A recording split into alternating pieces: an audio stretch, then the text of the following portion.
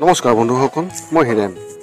আজি আপোনালোকক মই এই ভিডিঅ'টোত পিশাচ বিবাহৰ সম্পূৰ্ণ তথ্য আৰু বিৱৰণ আপোনালোকৰ আগত আগবঢ়াইছোঁ। প্ৰথমে মোৰ চেনেলটো আপোনালোকে ছাবস্ক্ৰাইব কৰি ল'ব, যাতে মোৰ পিছৰ ভিডিঅ'বিলাক আপোনালোকে সহজে লাভ কৰিব পাৰে। লগতে মোৰ ভিডিঅ' যদি ভাল লাগে তেন্তে লাইক আৰু শ্বেয়াৰ কৰিব, কমেণ্ট কৰি আপোনালোকৰ মনৰ ভাৱ প্ৰকাশ কৰিব। এতিয়া মোৰ বিষয়লৈ। আজি এই ভিডিঅ'টোৰ উদ্দেশ্য হৈছে পিশাচ বিবাহ, অৰ্থাৎ পিশাচ বিবাহ কি আৰু এই পিশাচ বিবাহৰ সম্পূৰ্ণ তথ্য আপোনালোকে এই ভিডিঅ'টোৰ জৰিয়তে জানিব পাৰিব। মনুস্মৃতিত মুঠ 8 প্ৰকাৰৰ বিবাহৰ বিষয়ে বিশেষ উল্লেখ কৰা হৈছে, যাৰ ভিতৰত বৰ্ম বিবাহক সৰ্বশ্ৰেষ্ঠ বিবাহ হিচাপে গণ্য কৰা হৈছে। আনহাতে এই পিশাচ বিবাহক সৰ্বনিম্নতম স্তৰত থকা বিবাহ বুলি গণ্য কৰা হৈছে। হিন্দু ধৰ্মত মুঠ 8 প্ৰকাৰৰ বিবাহৰ বিষয়ে বিশেষ উল্লেখ আছে, যাৰ ভিতৰত অন্তিম 3 প্ৰকাৰৰ বিবাহ নিম্ন স্তৰৰ বুলি গণ্য কৰা হয়, যাৰ ভিতৰত এই পিশাচ বিবাহ আটাইতকৈ কম হয়, কিয়নো এই বিবাহত ছোৱালীজনীক ইয়াত বাধ্য কৰোৱা হয়। ইয়াৰ বিষয়ে আপোনালোকে এই ভিডিঅ'টোৰ জৰিয়তে জানিবলৈ চেষ্টা কৰিব আৰু মন দি শুনিব। এতিয়া মই আপোনালোকক এই পিশাচ বিবাহৰ বিষয়ে কিছু তথ্য আগবঢ়াইছোঁ। পিশাচ বিবাহ কি? আন সকলো প্ৰকাৰৰ বিবাহত হয় ছোৱালীজনীক তেওঁলোকৰ পৰিয়ালৰ অনুমতি লোৱা হয়, নতুবা দুই পক্ষৰ মতামত লোৱা হয়।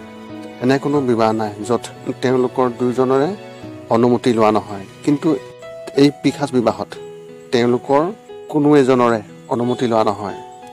ছোৱালী এজনীৰ সৈতে বলপূৰ্বক বা অজ্ঞানতাৰ দ্বাৰা এই বিবাহ পাশত আবদ্ধ কৰাই দিয়া হয়, আৰু সেইবাবে এই বিবাহক পিশাচ বিবাহৰ শ্ৰেণীত অন্তৰ্ভুক্ত কৰা হৈছে।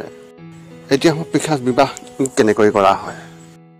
ইয়াত পুৰুষ বা সেই ছোৱালীজনীক বলপূৰ্বক অপহৰণ কৰা হয় বা তেওঁলোকক বিশেষভাৱে প্ৰলোভিত কৰা হয় আৰু তেওঁলোকক দুয়োজনকে একলগ কৰি সেই বিয়া কৰাই দিয়া হয়, বা যিকোনো কাৰণতে তেওঁলোকৰ সৈতে দুয়োজনকে এক কৰি দিয়া হয়।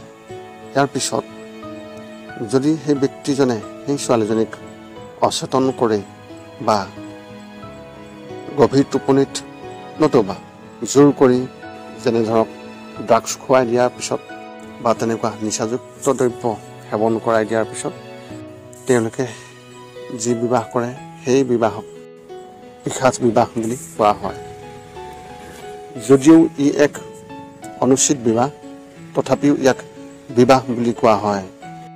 ইয়াত ছোৱালীজনীৰ যেতিয়া জ্ঞানলৈ সেই অহাৰ সময়লৈ থাকে, সেই হেতুকে এই বিবাহ পিশাচ বিবাহ। এতিয়া আহোঁ এই পিশাচ বিবাহৰ কিছু উদাহৰণৰ ক্ষেত্ৰত। ইয়াত সৰ্বশ্ৰেষ্ঠ উদাহৰণ মহাভাৰতৰ সময়ত পোৱা যায়। সেই সময়ত ভীষ্ম পিতামহে হস্তিনাপুৰৰ ৰজাৰ অধীনত কাম কৰাৰ প্ৰতিশ্ৰুতি দিছিল।